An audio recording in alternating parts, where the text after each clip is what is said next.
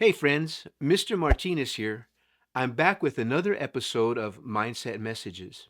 If you've been following along, you know we've been unpacking the ABCs framework for growth and development. So far, we've discussed attitude determines action and belief determines behavior. That was a two-parter. Today, we continue the series by diving into the C in ABCs, character determines conduct. In this episode, we're going to explore character. What is it? Where does it come from? And why does it matter? And we're going to start once again with a familiar face. You remember Marcos, right? Marcos was one of those kids who walked into a room and instantly drew attention. Not just because he was disruptive, but because he was always on. He distracted others and himself. He showed no interest in anything academic and had little concern for his failing grades. But if you've worked with young people for any length of time, you've learned that it's sometimes necessary to look deeper than the student's behavior.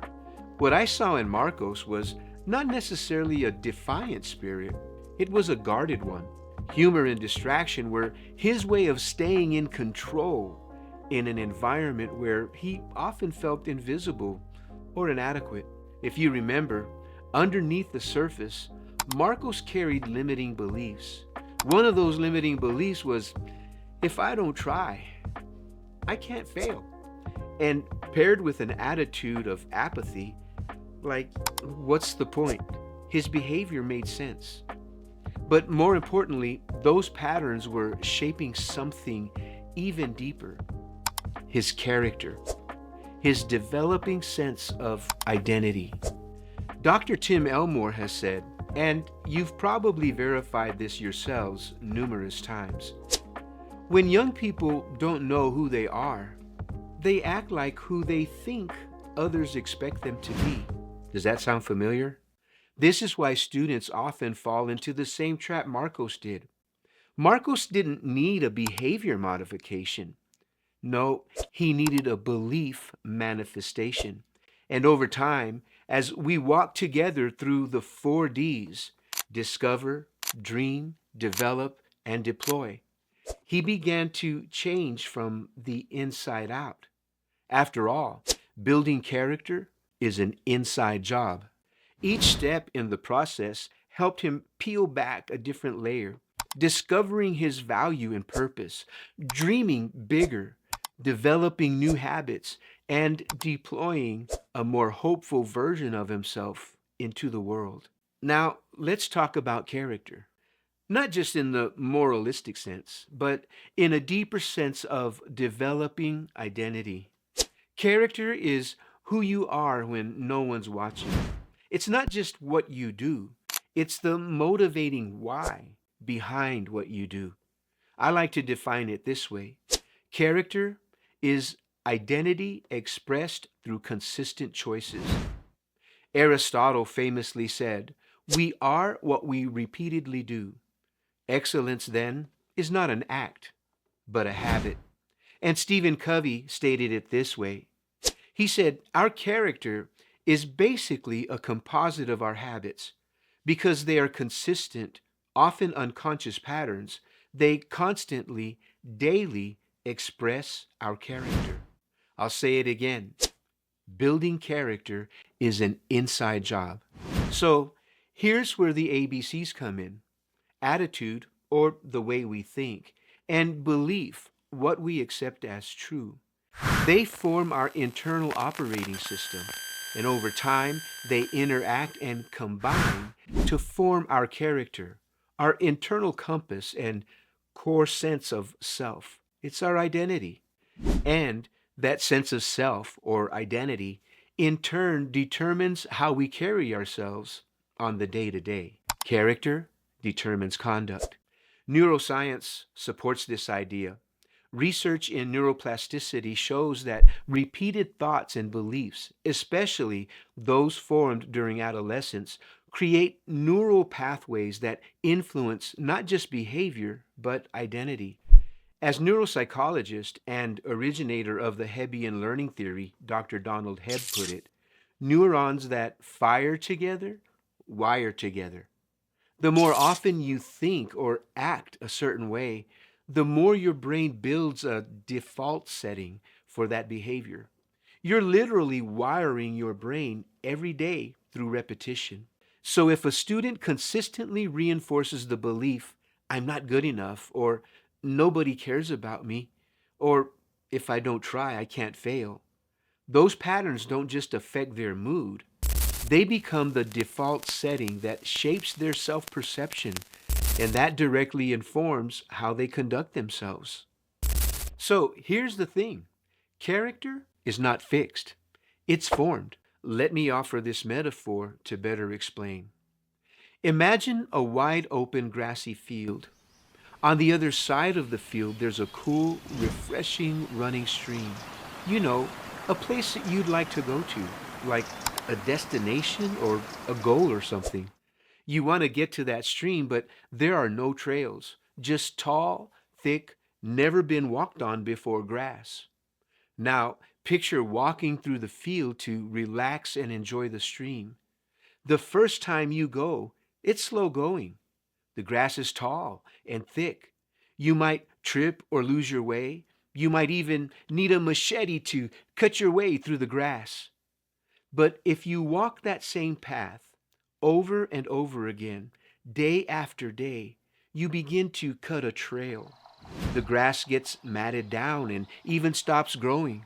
Eventually, the trail becomes a groove that's visible and easy to walk.